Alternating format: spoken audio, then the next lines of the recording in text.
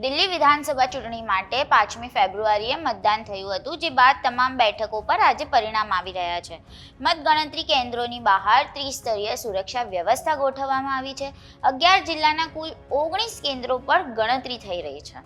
દિલ્હી વિધાનસભા ચૂંટણીની મતગણતરી શરૂ થઈ ગઈ છે. સૌપ્રથમ બેલેટની ગણતરી કરવામાં આવી રહી હતી. ટ્રેન્ડમાં ભાજપ આગળ ચાલી રહી છે.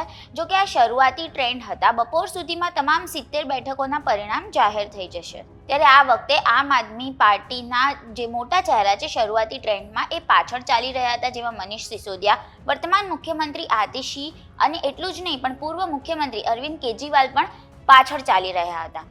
જોકે આ વખતે હવે સરકાર કોણ બનાવશે તે જોવાનું રહેશે. જો ભાજપ સરકાર બનાવે છે તો તે 27 વર્ષ પછી સત્તામાં પાછી આવશે. આ પહેલા 1993માં ભાજપે 49 બેઠકો જીતી હતી અને 5 વર્ષમાં 3 મુખ્યમંત્રી બદલ્યા હતા, મદનલાલ ખુરાના, સાહિબસિંહ વર્મા અને સુષ્મા સ્વરાજ.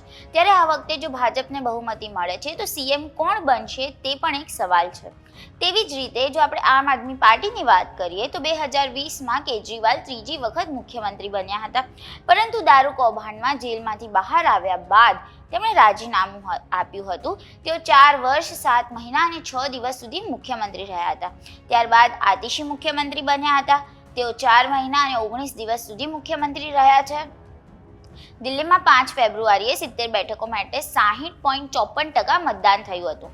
મતદાન પછી મોટાભાગના એક્ઝિટ પોલ્સમાં અનુમાન લગાવવામાં આવ્યું હતું કે ભારતીય જનતા પાર્ટી 27 વર્ષ બાદ સરકારમાં વાપસી કરી રહી છે. જોકે આમ આદમી પાર્ટીના કેજરીવાલે તમામ એક્ઝિટ પોલ નકારતા સરકાર બનાવવાનો દાવો પણ કર્યો હતો. ત્યારે હવે આ વખતે દિલ્હીમાં સરકાર કોણ બનાવશે તે જોવાનું રહ્યું. દેશ, દુનિયા અને ગુજરાતના તમામ સમાચારો માટે જોડાયેલા રહો વાઇબ્સ ઓફ ઇન્ડિયા સાથે.